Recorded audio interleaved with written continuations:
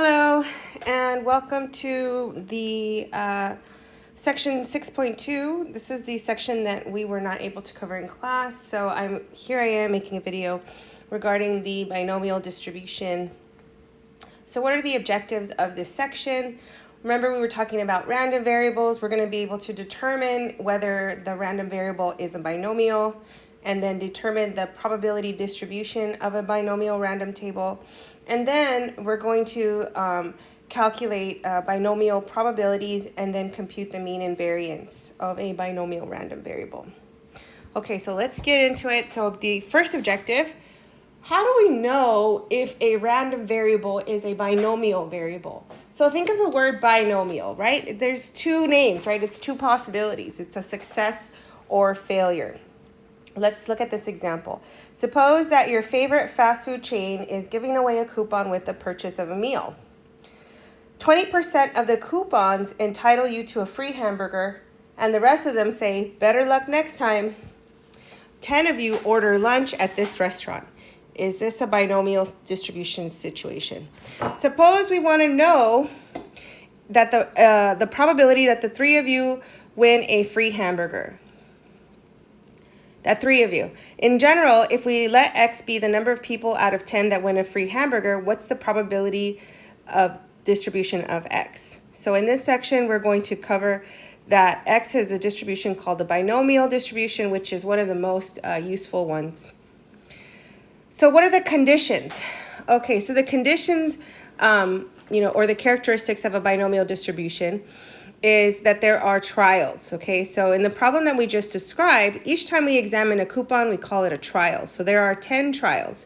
When a coupon is good for a free hamburger, we consider that a success. The random variable X represents the number of successes in 10 trials in this case. So a random variable that represents the number of successes in a series of trials has a probability distribution called the binomial distribution. Here are the conditions. 1, a fixed number of trials are conducted, okay? 2, there are 2 possible outcomes for each trial. Either you have a success or a failure. Now, remember that in statistics, or note, success doesn't mean like, yay, we won.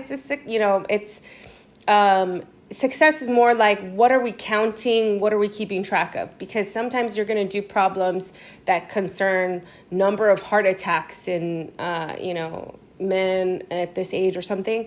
And in that case, a success would be the heart attack, even though technically it's not actually a success, right? Of course, right? So just want you to make sure of that. And then, of course, the other would be labeled a failure.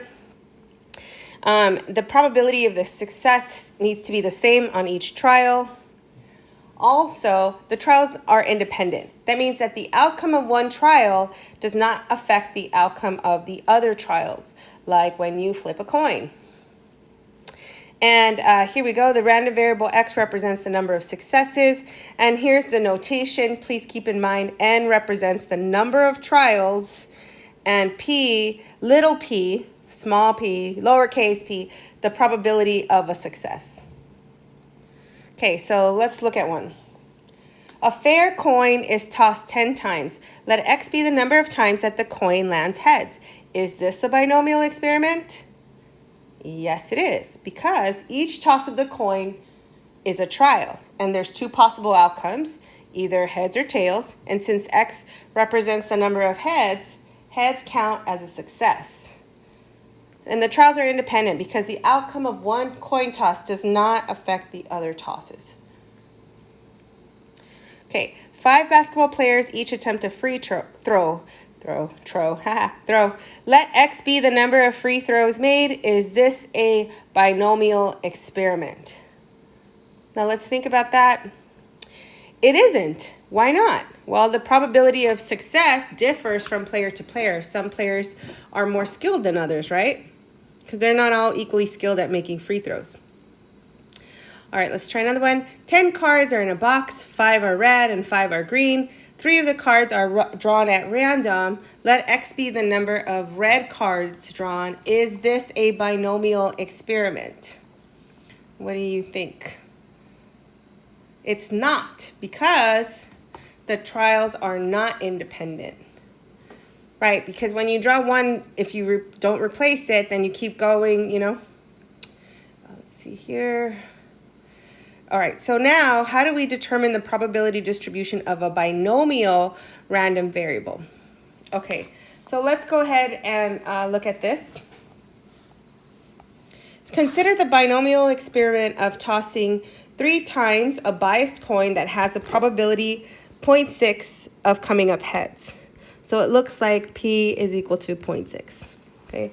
Let X be the number of heads that come up, right? So what if we want to compute P of 2, meaning the probability that exactly 2 of the tosses are heads? If we want to do that, there are 3 arrangements of 2 heads and 3 tosses. So either you get a heads, heads, a tail, heads, tail, heads, and tails, heads, and heads when you flip the coin, right?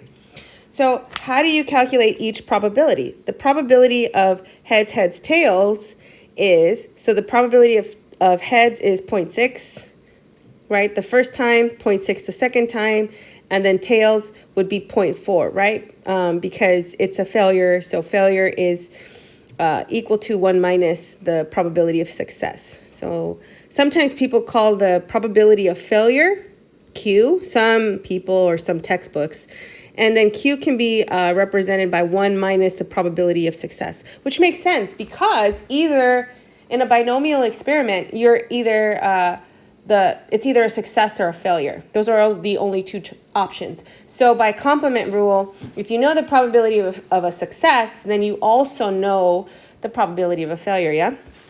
Okay, so that's why. So then here, the probability of HHT is 0.6 squared times 0.4. So similarly, probability of H heads, tails, heads, which is equal to the probability of tails, heads, heads, is 0.6 squared times 0.4, right? Because 2 are heads, and 1 is tails, and also commutative property, so we moved it around. Okay, so what else? So now P of 2 is all of these, right? It's either heads, heads, tails, or heads, tails, heads, or tails, heads, heads. So we have to add all the possibilities, right? So we're basically figuring out how many times will this occur? Since these are all the same, it's the same as saying P, H, H, T plus P, H, T, H plus P, T, H, H. This is by addition rule, right? So since they're the same probability, it's 3 of them, right?